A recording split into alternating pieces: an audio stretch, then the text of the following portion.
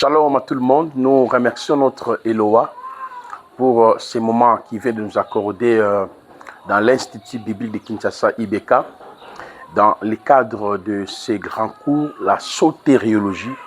Nous sommes en train de nous approcher déjà à la fin. Aujourd'hui, nous allons aborder sur les 6 piliers futuristes de l'Église, c'est-à-dire la doctrine de l'enlèvement, la doctrine des tribunaux de Machiar, la doctrine de couronnement, la doctrine des festins de noces de l'agneau, la doctrine du règne millénium, ainsi que la doctrine de la félicité éternelle. Après avoir exposé sur le tome 1, les 4 optiques de la prédication de la croix, c'est que nous étions avant la croix et ce que Yoshua fait pour nous à la croix. Et dans le tome 2, nous avons repéré ensemble sur la position des croyants après l'œuvre achevée. Dans le tome 3, nous avons encore décortiqué sur le triomphe des croyants par la croix, par la foi et par le Saint-Esprit. Dans le tome 4, j'ai abordé sur les saluts holistiques et les 3 étapes de la rédemption de l'homme. Donc aujourd'hui, nous allons maintenant expliquer la finalité de notre salut. Je vous avais dit qu'un chrétien est celui que Yahweh a sauvé. Il continue de sauver et Yahweh sauvera. Donc là, nous allons maintenant toucher Yahweh sauvera. Et je pense que vous avez déjà réussi les 3 fascicules. Il y a partie 1, partie 2 et partie 3. Donc il y aura seulement une seule vidéo mais qui sera vraiment longue. Et où nous allons résumer tous ces 3 fascicules. Parce que déjà, il y a tous les détails à l'intérieur. Si vous n'aviez pas encore eu votre fascicule, cela veut dire tout simplement que vous n'avez pas encore payé. Voilà. Remercions d'abord Eloa. Père, merci pour le temps que tu veux de nous accorder avec tes servantes, tes serviteurs dans l'Institut de Kinshasa. Révèle-nous ta parole, enseigne-nous, guide-nous à ton nom. Glorie notre Adonai Yoshua. Amen. Voilà. Alors, dans le premier fascicule, je pense bien, je suis en train de parler sur les images préfiguratives de l'Église. En réalité, Église, le mot Église existait bel et bien dans l'Ancien Testament, mais pas dans la configuration de la Nouvelle Alliance. Parce que dans la Nouvelle Alliance, lorsqu'on parle de l'Église, selon Apocalypse chapitre 5, le verset 10, c'est l'ensemble de peuples, des nations, des langues qui ont été rachetés par le sang de Yehoshua. Donc l'Église a 2 dimensions, à la dimension invisible, elle représente le corps de Yehoshua, et elle a aussi la dimension visible, elle représente le foule, les nations et des langues. Mais dans l'Ancien Testament, l'Église existait, comme je l'ai dit, n'avait pas la même configuration que celle de la Nouvelle Alliance. Mais le mot hébraïque qu'on utilisait pour parler de l'Église, il y avait d'abord 2 mots. Le premier mot s'appelait kahal. Le deuxième mot s'appelait Eda. Voilà. C'est pour cela, Kahal, c'est l'expression qui revenait à chaque fois lorsque le Seigneur convoquait l'Assemblée d'Israël. Vous pouvez même lire dans Deutéronome 9, le verset 10, au jour de l'Assemblée. Vous voyez, et c'est ça le terme Kahal, même dans le psaume 22, le verset 22, où la parole nous dit, au milieu de l'Assemblée, je te louerai. C'est-à-dire, c'est toujours le mot Kahal. Le terme Eda se retrouve dans les textes d'Exode chapitre 12, le verset 3, parler à toute la congrégation d'Israël lors de la sortie des enfants d'Israël en Égypte.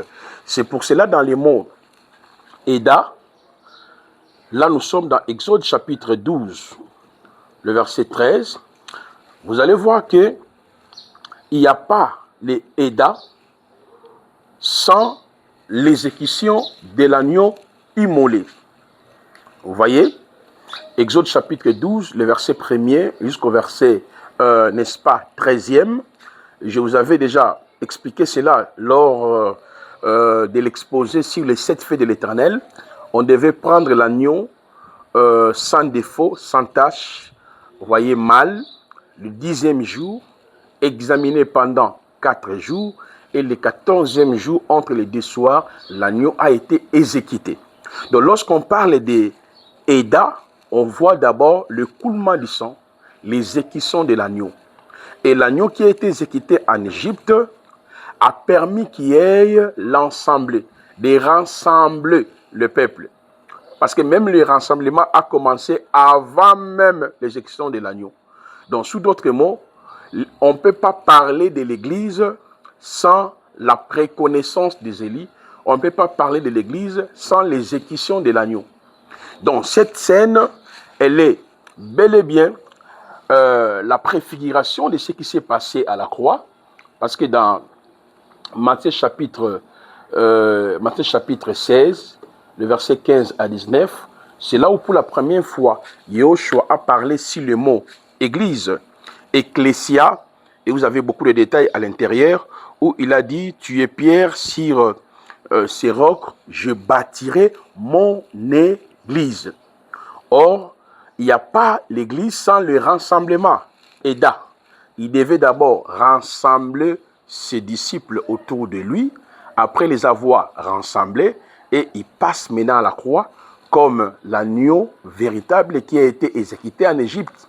L'agneau était mâle, sans défaut. Yahushua était aussi mâle, ibn, sans défaut. Il a été arrêté comme l'agneau qui fut arrêté en Égypte, examiné par Caïphe, par Anne, par Ponce Pilate et par Hérode. Ils n'ont pas trouvé de faute et il a été exécuté. C'est en ces moments-là, Apocalypse chapitre 5 nous dit, il a racheté des hommes de toutes tribus, de tout peuple, de toute nation. Donc, dans le terme Eda, il y a d'abord la notion du rassemblement et la notion de l'exécution de l'agneau. Donc, pourquoi nous sommes en train de dire cela? Parce que dans l'Ancien Testament, l'Église n'existait pas. L'Église était un mystère caché aux yeux de tous les prophètes de l'Ancien Testament. C'est comme Ève qui fut cachée en Adam par le profond sommeil qu'Adam haït. Ève est sortie de la même manière par la mort de Yahushua, parce que la mort selon Jean 11 est considérée aussi comme le profond sommeil.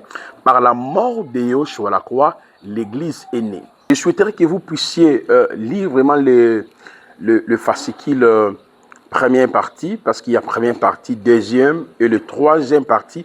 C'est là où j'ai détaillé sur le 6 piliers futuristes de l'Église. Mais écoutez très bien.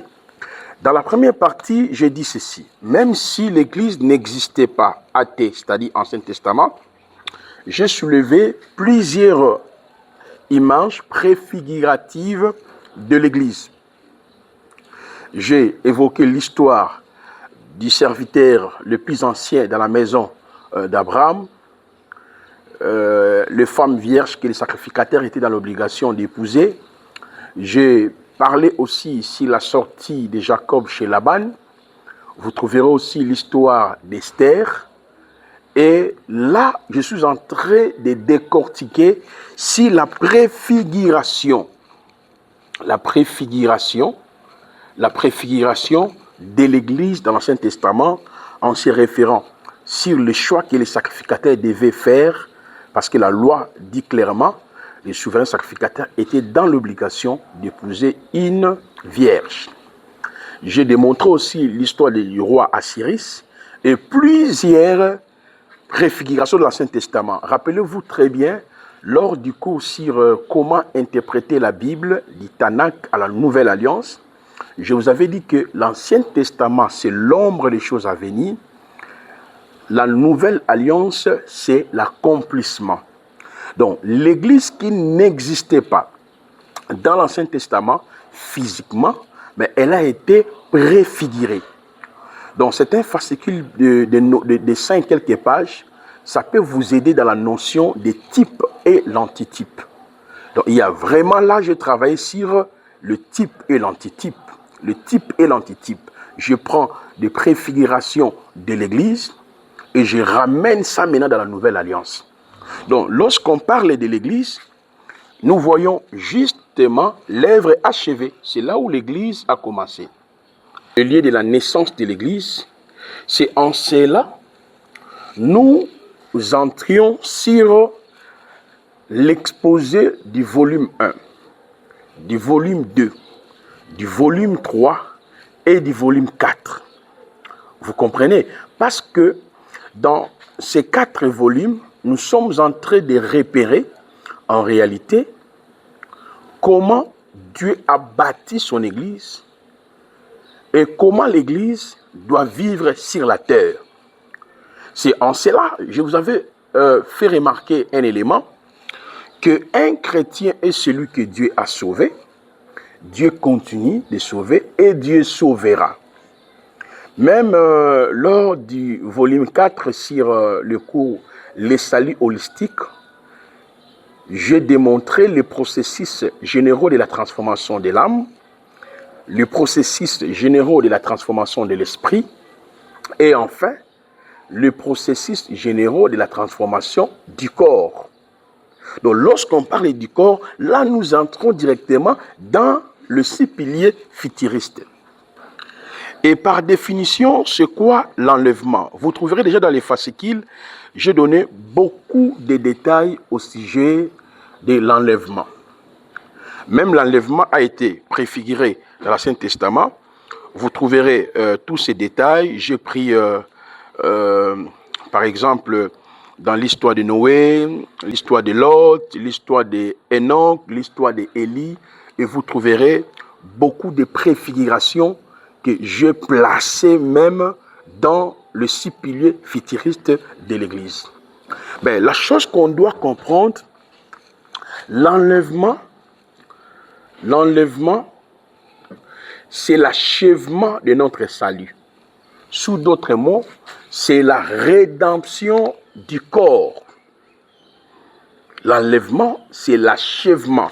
On peut définir l'enlèvement étant l'achèvement de notre rédemption, c'est-à-dire l'achèvement de la rédemption du corps plutôt. On peut définir l'achèvement de la rédemption du corps lorsque vous lisez Romains 8, le verset 22 à 23.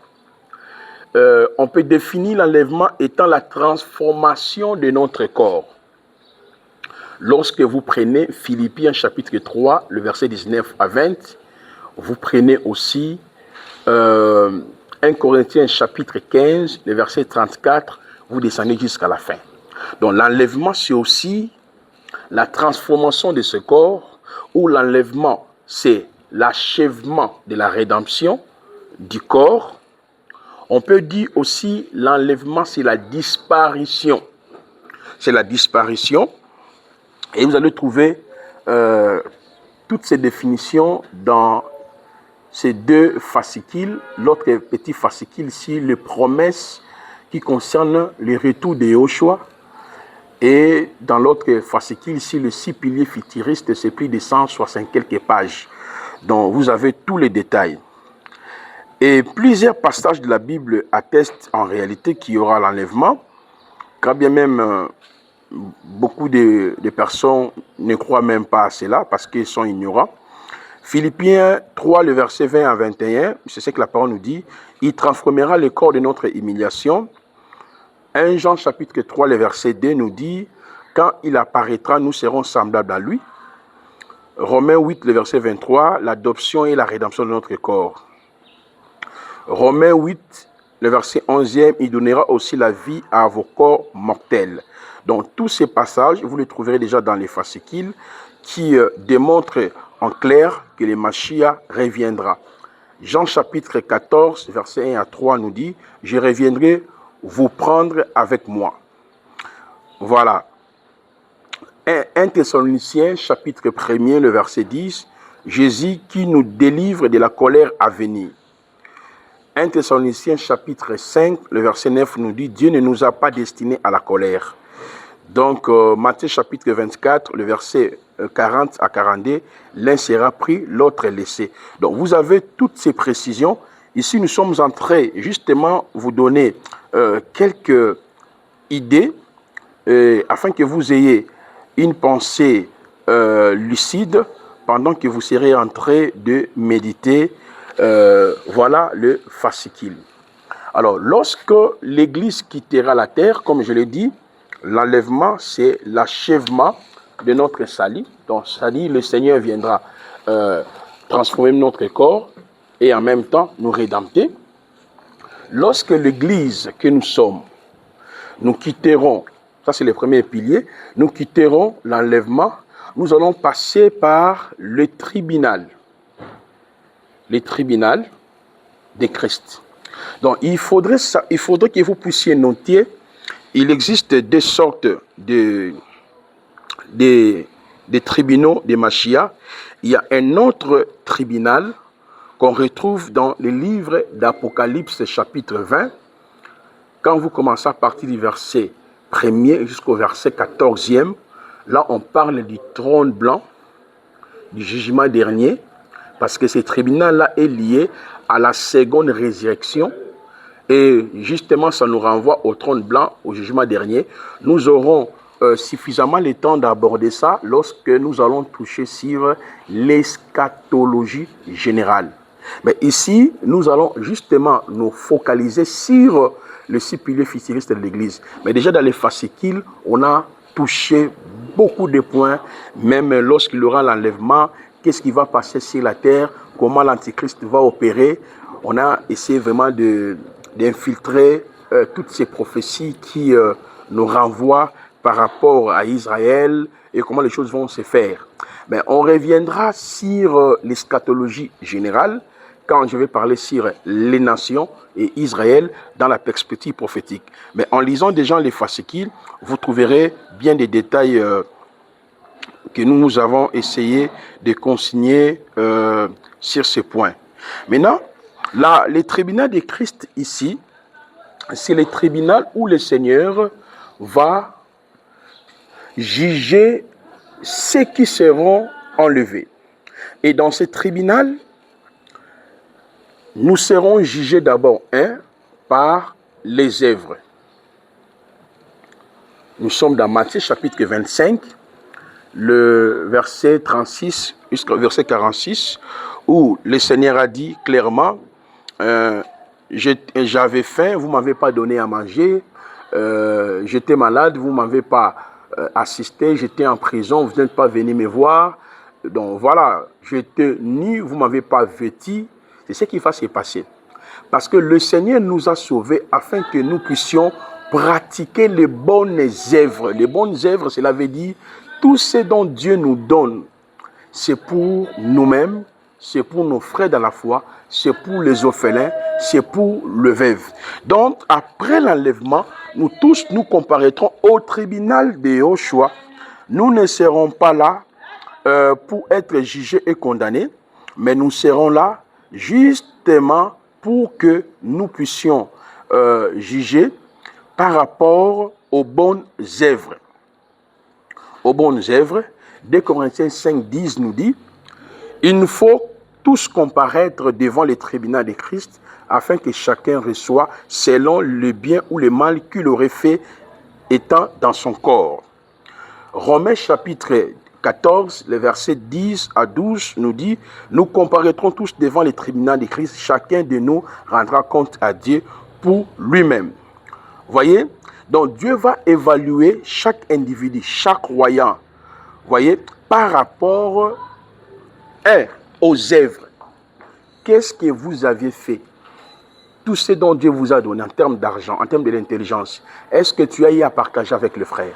Est-ce que tu as eu à soutenir ceux qui étaient dans les besoins? Est-ce que tu as pris soin de ta famille? Nous serons jugés dans ce sens. 1 Corinthiens 3, le verset 11-15 nous dit ceci, l'œuvre de chacun sera manifestée. Si l'œuvre est subsiste, il recevra une récompense. Si l'œuvre est brûlée, il perdra sa récompense, mais il sera sauvé comme au travers du feu. Donc, tous ces passages, 1 Corinthiens chapitre 4 aussi, le verset 5 nous dit, alors chacun recevra de la part de Dieu la louange qui lui sera dite. Apocalypse 22, 12 nous dit, ma récompense est avec moi pour rendre à chacun selon son œuvre. C'est pour cela, mes chers frères et sœurs, avant d'expliquer la récompense qui est liée au tribunal de Christ, donc nous serons d'abord jugés par rapport aux œuvres, deuxièmement par rapport à l'évangélisation. À l'évangélisation, combien d'âmes que vous avez gagnées? Qu'est-ce que vous aviez fait par rapport à la mission dont le Seigneur nous a confiée? Je vous ai dit ici, si l'Église existe sur la terre, elle existe justement pour 4 raisons majeures. Nous existons préalablement pour la proclamation de l'Évangile. Dans la proclamation de l'Évangile, il y a formé, équipé et envoyé. Donc, chaque chrétien doit comprendre que chaque ère qui passe sur la terre, c'est une opportunité pour lui afin de pouvoir proclamer la parole. Et nous serons jugés aussi par rapport à cela.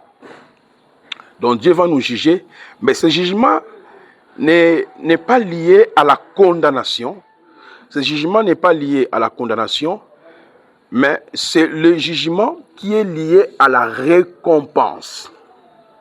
À la récompense. Donc lorsque nous quitterons la terre, aussitôt nous allons nous comparaître au tribunal, au premier tribunal de Christ. Parce que le deuxième tribunal là-bas, on le verra dans l'eschatologie générale, concerne le païen, concerne tous ces gens-là qui n'ont jamais cru au Seigneur. C'est là où ils seront jugés. Concerne aussi d'autres saints de l'Ancien Testament qui seront ressuscités pour entrer dans la félicité éternelle. Donc je reviendrai sur ce point, je ne vais pas vraiment me disperser, de rester dans le contexte de 6 piliers pour que nous comprenions très bien. Donc un croyant est celui que Yahweh a sauvé, Yahweh continue de sauver, Yahweh sauvera. Donc dans Yahweh sauvera, il y a 6 piliers. Je dis 1, l'enlèvement, qui signifie la transformation de notre corps, qui signifie la rédemption de notre corps, l'achèvement de notre salut. Dans quel but? Dans le but d'être récompensé. Parce que Yahweh nous a sauvés pour que nous puissions être avec Yehoshua. C'est ça le but de notre salut. Nous avions été sauvés pour que nous puissions être avec Mashiach. C'est pour cela, dans Jean 14, le verset 1 à 3, il dit, je pars pour préparer une place là où je serai. Et qu'est-ce que je dois faire? Je vais vous attirer vers moi. Alors, dans le tribunal, ici, dans le premier tribunal, ça concerne justement les gens qui ont été sauvés, c'est-à-dire ceux qui sont en Christ, avec Christ, par Christ et pour Christ. Ceux qui ont été sauvés du péché adamique, ceux qui ont été sauvés de leur péché, ceux qui ont été sauvés, n'est-ce pas, de Satan et de ses démons, et ceux qui ont été sauvés de vaine manière héritée par leurs parents. Ce sont eux qui vont être enlevés et comparaître au tribunal de Mashiach. Et Dieu va nous juger, j'ai dit, par rapport aux bonnes œuvres, parce que dans les salis, il y a aussi la notion des bonnes œuvres. Éphésiens 2, le verset 8 jusqu'au verset 10e. Dieu qui nous a communiqué sa foi, sa grâce pour qu'on soit sauvés, et il nous a préparés afin que nous pratiquions aussi les bonnes œuvres. C'est très important. Et je dis, nous serons encore évalués par rapport à l'évangélisation. Et après ces moments, il y aura maintenant le 3e pilier, ce qu'on appelle le couronnement. Donc le couronnement, en réalité, il y aura le couronnement. Vous allez trouver beaucoup de détails dans les fascicules que j'ai essayé d'énumérer par la grâce de Eloah. En ce qui concerne le couronnement, je l'ai expliqué, même de termes hébraïques à l'intérieur. Le couronnement signifie seulement la récompense. Donc cette récompense est basée sur 5 axes, 5 aspects. Donc il y aura 5 types de récompenses ou bien 5 types de couronnes. Donc les couronnes, ce sont des récompenses que chacun de nous va recevoir après le jugement que Yahweh va exercer par rapport aux bonnes œuvres, par rapport à l'évangélisation, et il y aura 5 types de couronnes. Donc, en réalité, quand nous allons examiner les 5 types de couronnes, ces 5 types de couronnes nous donnent d'autres informations en ce qui concerne même le salut, les travaux dont le Seigneur nous a confiés à être apôtre, à être prophète, à être docteur, à être évangéliste. Donc, nous devons savoir, chers étudiants, après l'enlèvement, il y aura 5 types de couronnes, c'est-à-dire des récompenses que le Seigneur va nous donner. Premièrement, nous sommes dans 2 Timothée 4, le verset 8. Il y aura la couronne de justice. La couronne de justice, c'est une couronne qui concerne tous les croyants qui aiment, qui espèrent au retour glorieux de Yahushua. Donc, sous d'autres mots, ceux qui ont compris qu'ils ont été sauvés, Dieu continue de les sauver et Dieu les sauvera. Ils sont sur la terre pour la conquête des âmes, pour adorer Dieu, pour glorifier Dieu, pour partager avec les frères et les sœurs, pour mettre au service des autres les dons qu'ils ont reçus, et de telles personnes auront aussi une couronne. Parce qu'aujourd'hui, dans nos églises, quel est le message que nous avons enseigné à nos frères et à nos sœurs? Les gens quittent leur maison, ils viennent à l'église juste pour les mariages, pour la guérison, pour la solution de leurs problèmes. Ils n'espèrent même pas que Christ reviendra. C'est comme un discours. Et la centralisation de nos messages est basée maintenant sur les effets sociaux. Il faut prier pour ça, il faut briser, il faut demander, il faut gêner, il faut interroger le Seigneur, il faut plairer devant le Seigneur, il faut les faire ceci, de cela. Ah bon? Selon la pensée de Machiar, lui-même est le boss, les grands boss. Il nous a dit, ne vous inquiétez de rien au sujet de manger, de boire. Et voilà, lui-même est là. Il est au contrôle de tout. Et c'est pour cela, la première couronne s'appelle la couronne de justice. C'est une couronne qui est réservée pour cela, qui s'est donné dans le but de travailler pour l'intérêt du royaume. Deuxième type de couronne, c'est la couronne de vie. La couronne de vie, nous sommes dans Jacques chapitre 1er, le verset 12. Il y a Apocalypse chapitre 2, le verset 10e. C'est une couronne qui est réservée pour ceux qui restent fidèles dans l'épreuve. Rappelez-vous, je vous avais dit, après l'œuvre achevée, ta foi et la mienne n'existent plus. Nous vivons maintenant par la foi d'Élohim. Vivre de la foi d'Élohim, cela veut dire nous vivons par ce qu'on appelle les avantages de la foi. 1. 2. Les langages de la foi. 3. Les actions de la foi. 4. N'est-ce pas, la finalité de la foi. 5. Les ennemis de la foi. 6. Les épreuves. Aujourd'hui, bien des chrétiens n'ont pas compris que dans la foi d'Élohim, il y a aussi les épreuves. Dans les épreuves, il y a des arrestations. Dans les épreuves, il y a des fausses accusations. Dans les épreuves, il y a les rejets. Dans les épreuves, il y a aussi des moments difficiles où tu peux traverser, les choses ne bougent pas, où tu peux être là, mais vous sentez comme si tout est noir dans ta vie. C'est là où plusieurs personnes sont devenues les ennemis de la croix. Donc, il faudrait que nous puissions comprendre que les gens qui resteront fidèles, comme l'Apocalypse 2, 10 nous dit, comme tu as gardé la parole de la persévérance, je te garderai aussi à l'ère de la tentation qui va toucher tous les habitants de la terre. Donc, les gens qui sont restés fidèles à la parole, fidèles par rapport aux épreuves, eux, ils auront aussi une couronne. Et la troisième type de couronne, c'est la couronne incorruptible. La couronne incorruptible, nous sommes dans 1 Corinthiens chapitre 9, le verset 25 à 27, où l'apôtre Paul a dit, je cours pour avoir une couronne. Voilà.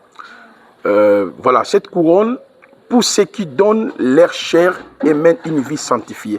C'est-à-dire, c'est une couronne qui est réservée pour ceux qui sont restés fidèles, sanctifiés par la grâce de notre Eloa. Je vais prendre la 4e couronne. La 4e couronne, c'est une couronne de gloire. Nous sommes dans 1 Pierre chapitre 5, le verset 4. C'est la couronne qui est réservée pour les enseignants de la parole.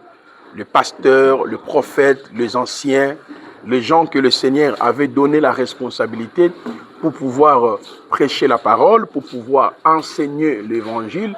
Ce sont eux qui recevront aussi une couronne. On appelle ça la couronne de gloire. Donc on n'aura pas la même récompense au ciel. Vous voyez? Et la 5e couronne, c'est la couronne de joie. D'après 1 Thessaloniciens chapitre 2, le verset 19, pour ceux qui gagnent des âmes au Seigneur. Vous voyez? Et c'est pour cela que j'insiste beaucoup plus. Dieu ne nous a pas sauvés pour que nous puissions rester là chaque jour en train de lui demander de briser les liens, de briser les autels, de briser des malédictions. Elohim nous a sauvés dans le but d'abord de lui appartenir, comme 1 Corinthiens chapitre 6, le verset 16 nous dit, Colossiens chapitre 3, le verset 1er jusqu'au verset 4, et Elohim nous a sauvés afin que nous puissions vivre selon sa pensée. Vraiment, je vous encourage de lire les fascicules. J'ai même fait une étude magistrale sur le livre d'Apocalypse. Donc, Apocalypse chapitre 2, Apocalypse chapitre 3, et j'ai démontré toutes les promesses faites aux vainqueurs de cette église. C'était un fascicule très riche. Donc ici, nous sommes en train de faire justement des résumés afin que nous puissions mieux comprendre. Je vous avais dit que la vidéo sera longue parce qu'on va finir justement avec ces cours aujourd'hui. Il n'y a qu'une seule vidéo et vous avez tous les détails. Alors, après l'enlèvement, je dis le tribunal de Christ, chacun de nous sera jugé dans le but d'être couronné, c'est-à-dire récompensé, parce que Yahushua dit, dans la maison de mon Père, il y a plusieurs demeures. Donc, plusieurs demeures là, ce sont en fait les différentes récompenses que chacun de nous va pouvoir recevoir. Alors, après ces moments, il y aura ce qu'on appelle le festin des noces de l'agneau. Le festin des noces de l'agneau durera 7 ans. 7 ans au ciel. Donc, pendant 7 ans, nous serons au ciel. Le festin des noces de l'agneau. Nous serons 7 ans au ciel. Pourquoi? On le verra dans l'eschatologie générale. Il y aura une période de 7 ans sur la terre. L'Antichrist va prendre le contrôle sur les habitants de la terre. Dans l'eschatologie générale, nous allons étudier la configuration de son gouvernement. Comment il va opérer pendant la période de 7 ans. Il sera entravé dans la première moitié de la semaine parce que les 2 prophètes seront là en train d'enseigner l'évangile au peuple d'Israël qui demeure toujours dans l'incrédulité. Et par après, les 2 prophètes seront exécutés lorsqu'ils arriveront à la fin de leur mission. Et dans la dernière moitié de la semaine, c'est le temps de la marque de la bête, des noms de la bête, et le 666 que les gens interprètent mal. Donc ce sont des choses qui ne nous concernent pas. Ce sont des choses qui concernent les gens qui vont rater l'enlèvement. Ce sont eux qui vont vivre cette époque-là, de la marque de la bête, des noms de la bête, et le 666. C'est très important, les éléments que je suis en train d'avancer. Mais on le verra, il y a déjà des fascicules par rapport à ça, plus de 14 fascicules sur l'eschatologie générale, là où nous avons abordé la place de l'Église, les nations et Israël dans le perspective prophétique. Donc là, nous sommes justement en train de recadrer notre pensée, mais dans le fascicule déjà, on a essayé de toucher en ce qui concerne la restauration d'Israël, en ce qui concerne les promesses. Donc, passer des temps de lire nous sommes dans un point qui est important, je vous rassure, un point qui est important. Il faudrait que vous lisiez, vous priez, vous vérifiez et vous aurez l'éclairage total sur la finalité de notre salut. Alors, il y aura une période de 7 ans sur la terre où l'Antichrist domine le monde et nous allons régner au ciel justement pour 7 ans. Nous n'irons pas au ciel pour toujours. Le ciel, c'est le siège de Yahweh. Ce n'est pas le lieu qui a été préparé pour l'homme. Le lieu qui a été préparé pour l'homme, c'est la terre.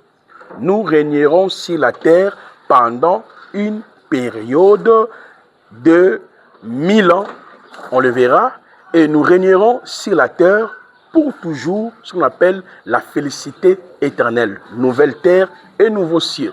Nous entrons maintenant dans l'état éternel où nous régnerons pour toujours. Mais retenez qu'après la récompense, chacun de nous, nous allons entrer maintenant dans le festin de noces de l'agneau. Vous trouverez dans le fascicule, je vous ai donné beaucoup de préfigurations. Je vous rassure vraiment, c'est un fascicule très profond. Il est trop détaillé. Parce que je ne peux pas enseigner ça encore dans les détails. Tout est clair avec un français lucide, dont tu peux lire et vous comprenez. Mais le travail que je suis en train de faire, ce sont des résumés afin de rabibocher ou justement vos pensées, afin que vous compreniez quelle est la réalité. Est-ce que vous comprenez, mes chers frères? Voilà. Alors, noces de l'agneau, nous avons plusieurs passages, notamment le texte de base, Apocalypse chapitre 19, le verset 7 à 9, qui parle des noces de l'agneau. Vous trouverez aussi, j'ai mis même la parabole des 10 vierges à l'intérieur. Il y a plusieurs paraboles que j'ai essayé de mettre là-bas. J'ai expliqué même dans les fascicules comment les choses s'est passées dans l'Ancien Testament. Lorsqu'on parle de noces, ça dirait 7 jours. Donc vous trouverez toutes ces préfigurations-là dans le fascicule. Les préfigurations des noces de l'agneau, c'est pour confirmer que nous allons régner au ciel justement pendant 7 jours. Pendant 7 ans. Parce que 7 jours, dans le langage prophétique, c'est 7 ans. Et nous allons régner pendant 7 ans au ciel. Donc, les temps de la colère, pendant que Dieu sera en train de frapper la terre, on le verra dans l'eschatologie générale, nous ne serons pas là. Là, nous serons au ciel, en train de louer avec les anges et de glorifier. Vous comprenez un peu l'essence de la vie chrétienne, la compréhension de la vie chrétienne. Pourquoi tu es chrétien? Pourquoi tu es en Christ? Tu es en Christ parce que tu attends l'enlèvement. Tu es en Christ parce que tu attends les tribunaux de Christ. Tu es en Christ parce que tu attends le couronnement. Tu es en Christ parce que tu attends le festin de noces de l'agneau. Toutes les questions, je vous dis, nous aurons un temps de live où on peut rester 3 heures du temps parce que tellement le cours est long. Depuis qu'on avait commencé l'exposé du premier, tome 1, tome 2, tome 3, tome 4, je pense que vous avez beaucoup de questions. Voilà, mais quand on va faire les lives, on peut rester même 4 heures du temps pour recevoir des questions, des questions, des questions, des questions, des questions. Mettez toujours à côté toutes les questions qui vous viennent en esprit. Alors, pendant que nous serons au ciel, pendant 7 ans, je dis, il y aura 7 ans aussi de souffrance sur la terre où l'Antichrist fera son travail. Donc, nous aurons ça. Et à la fin de la période de 7 ans, ça c'est la période de 7 ans divisée en 2. À la fin de cette période de 7 ans, qu'est-ce qui se passe? L'Église quittera le ciel, descendra sur la terre après le règne après la bataille d'Armageddon. Parce qu'à la fin de 7 ans, il y aura une bataille. Comme je l'ai dit, nous allons étudier ça dans l'eschatologie générale. Mais néanmoins, déjà dans les fascicules là, j'ai déjà donné quelques éclairages. À la fin de la période de 7 ans, Yehoshua descendra du ciel au préalable pour mettre fin à l'autorité de Satan, à l'autorité des faux prophètes, à l'autorité de l'Antichrist, à l'autorité du gouvernement unique mondial, économie unique mondiale, pour mettre fin aux adorateurs de l'Antichrist. Et lorsqu'il finira cette étape, et Israël sera restauré.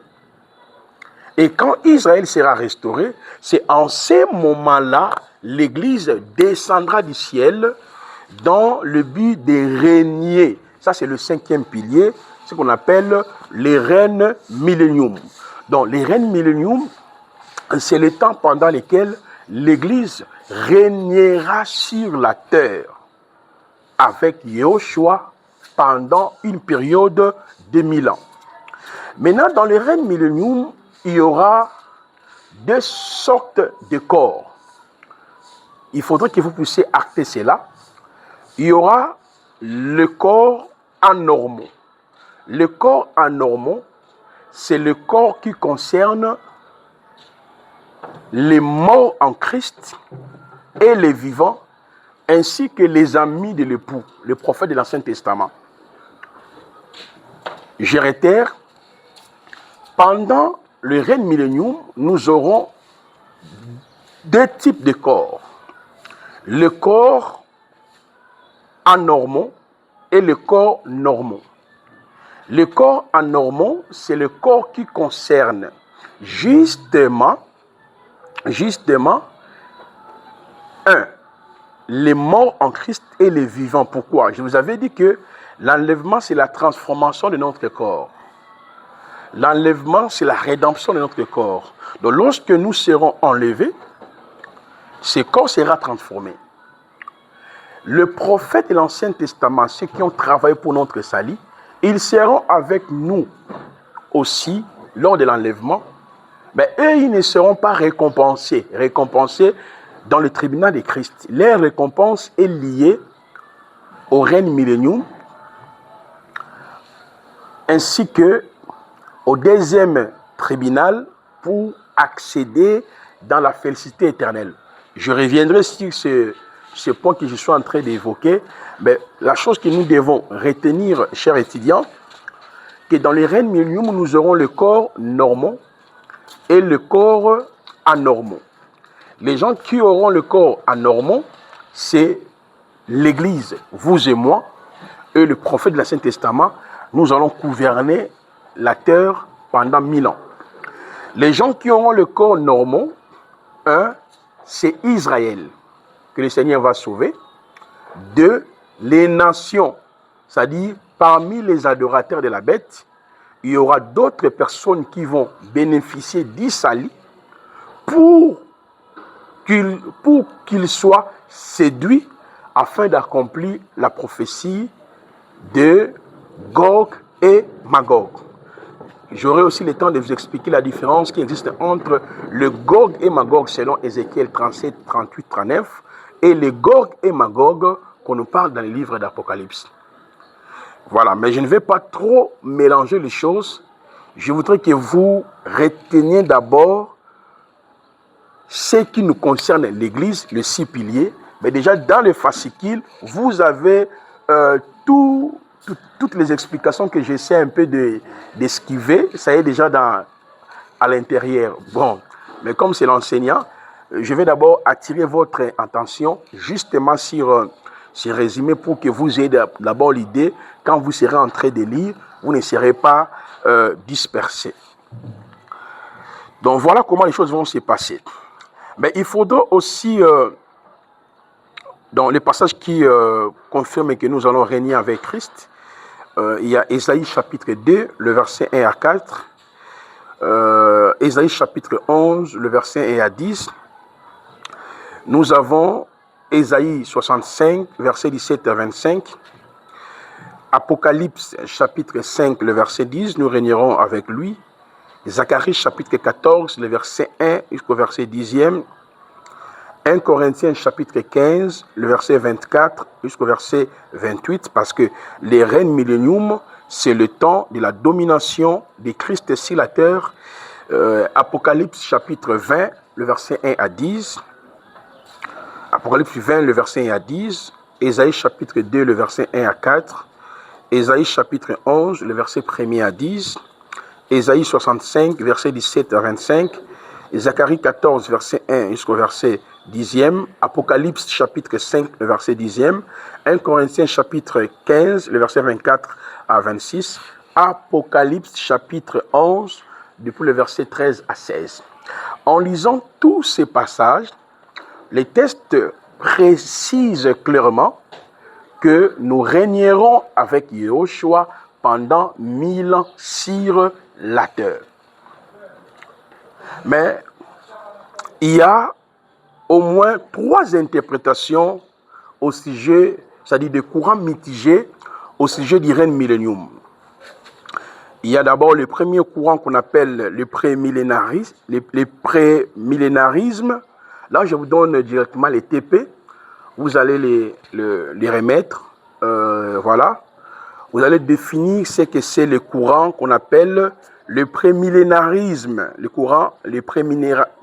prémillénarisme. Vous allez chercher ça. Le courant prémillénarisme. Qu'est-ce que cela veut dire? Deuxième TP, le courant amillénarisme. Et troisième TP, le courant post-millénarisme.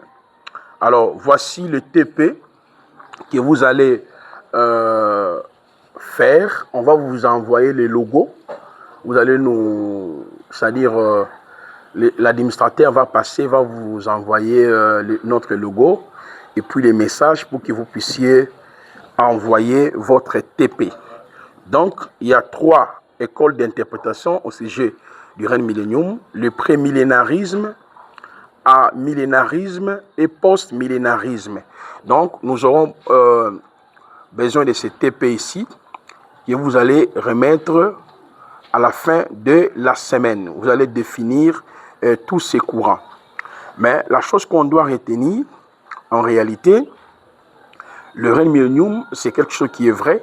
Nous régnerons sur la terre avec le Mashiach pour toujours. Alors, je voudrais aussi que nous puissions toucher le dernier pilier. Il s'agit de la félicité éternelle. La félicité éternelle, notée, a plusieurs appellations dans la Bible. On appelle ça la vie éternelle, les bonheurs éternels, l'état glorieux, les repos éternels, la nouvelle création, la communion éternelle avec Elohim. Donc, lorsque vous prenez Apocalypse chapitre 21, le verset 1 à 7, lorsqu'on dit nouvelle terre, ou bien la Jérusalem qui vient d'en haut, parce qu'il y a 2 Jérusalem. Il y a le premier Jérusalem qu'on retrouve dans l'Apocalypse 21, 1 à 7, ça c'est l'éternité. La vie éternelle. Donc la vie éternelle signifie le fait de vivre pour toujours avec le Seigneur. Donc la vie éternelle, on appelle ça aussi la Jérusalem qui vient d'en haut. La vie éternelle s'appelle aussi la nouvelle terre ou le nouveau ciel. Donc je dis, là il n'y aura pas la mort. Là, nous allons régner pour toujours avec les Mashiach. Apocalypse 21, le verset 1 à 7. On peut prendre aussi Apocalypse chapitre 22, le verset 1 à 5. Il y a plusieurs passages que nous avons essayé d'énumérer même dans les fascicules. On peut prendre aussi 1 Jean chapitre 2, le verset 25. 1 Jean chapitre 2, le verset 25. On peut prendre aussi 1 Jean chapitre 5, le verset 11 à 13. Dieu nous a donné la vie éternelle. Celui qui a le Fils a la vie. Voilà. Donc, tous ces passages parlent en réalité de la félicité éternelle. Donc, la félicité éternelle, c'est la nouvelle création. Là, Dieu va recréer la terre et recréer le ciel. Ésaïe 65, le verset 17 à 25, méditez le passage. Méditez aussi Ésaïe 66, le verset 22. Méditez aussi Daniel chapitre 12, le verset 2 à 3. Il y a plusieurs passages que vous trouverez dans les fascicules. Voilà. Hébreux chapitre 9, le verset 15 qui parle de l'héritage éternel. 1 Pierre chapitre 1er, le verset 3-5, héritage incorruptible et réservé dans le ciel. Donc tous ces passages démontrent combien nous allons régner sur la terre pour toujours. Donc la félicité éternelle est appelée aussi le paradis. Voilà, Hébreux chapitre 12, le verset 22 à 24. 2 Pierre chapitre 1er, le verset 11e. Donc voilà comment les six piliers sont présentés dans les textes bibliques. Donc nous venons de terminer ces cours. Le cours est fini. Donc on n'a plus le temps d'entrer dans beaucoup de détails parce que vous avez déjà un fascicule qui a beaucoup de détails. Donc la chose qu'on doit retenir, un chrétien est celui que Yahweh a sauvé. Yahweh continue de sauver et Yahweh sauvera. Dans Yahweh sauvera, c'est ce qu'on appelle la finalité de notre salut. L'enlèvement n'est pas la récompense. L'enlèvement, c'est la finalité de notre salut. C'est la rédemption de notre salut. C'est la transformation de notre salut. Après être enlevés, nous comparaîtrons au tribunal de Christ. Nous serons jugés pour les œuvres. Qu'est-ce que nous faisons avec ce que Dieu nous donne? Et après les œuvres, Dieu va nous récompenser parce qu'il y a plusieurs demeures dans la maison de mon Père. Et sur la terre, il y aura une période de 7 ans de souffrance où l'Antichrist va pouvoir régenter sa domination sur la terre. Et nous serons avec Elohim pendant 7 ans dans le but de régner, de contrôler et c'est-à-dire de régner avec lui et librement. Mais les récompenses seront différentes. Les enseignants auront leurs récompenses et ceux qui travaillent pour l'évolution de l'évangile auront aussi leurs récompenses. Et enfin, j'ai démontré que après le festin de noces de l'agneau, Jésus-Christ descendra à la fin du festin de noces de l'agneau pour renverser le gouvernement de l'Antichrist qui sera installé sur la terre. Et après ce renversement, l'Église descendra du ciel. Nous régnerons avec lui pendant 1000 ans. Après 1000 ans, il y a une autre période qui nous entend, la félicité éternelle. Donc je vous ai épargné ici d'autres détails qui entourent tous ces moyens parce que déjà dans les fascicules, vous en aurez. Et en même temps, lorsque nous allons toucher l'eschatologie générale, nous allons revenir justement sur l'enlèvement, le tribunal de Christ, les festins des noces de l'agneau, la récompense, les rallyes millénium, la félicité éternelle. Ce sont des termes que nous allons répéter plusieurs fois lorsque nous allons toucher l'eschatologie générale. N'oublions jamais de faire le TP. Donc, l'administrateur viendra vers vous pour pouvoir vous donner la modalité par rapport au règne millénium. Et nous allons peut-être, si Dieu le permet, toucher sur le don spirituel. Le don spirituel, la pneumatologie, nous allons toucher sur la pneumatologie et on verra comment le Saint-Esprit va nous orienter sur la pneumatologie. Donc chaque soir, il y aura l'enseignement sur la pneumatologie et les matins, je pense que nous allons voir si nous pouvons toucher un autre cours. De toutes les façons, vous serez informés. Et n'oublions jamais l'aide que le prophète a lancée pour que vous puissiez nous soutenir par rapport à l'espace pour l'Église. Donc si tu n'as pas encore suivi ça, il y a les spots publicitaires dans le groupe. Nous entendons aussi votre soutien pour l'œuvre du Seigneur. Merci beaucoup. On finit avec, ça n'est fini, avec le cours La sotériologie, partie 5. Donc il nous reste seulement une seule partie, l'expiation continuelle de Yahushua et la perte du salut est-elle plausible? Et lorsque nous allons aborder ce point-là, en ce moment-là, nous allons finir carrément le cours sur la sotériologie. C'était un grand réel plaisir pour moi d'être ensemble avec vous dans l'IBK. J'attends vraiment votre soutien, votre participation pour les prions. Merci Seigneur pour les moments que tu nous avais donnés avec tes serviteurs, tes servantes. Continue à nous parler, révèle-nous ta parole, guide-nous à ton nom. Glorieux notre Adonai Yehoshua. Amen. Merci. Baruch Hashem.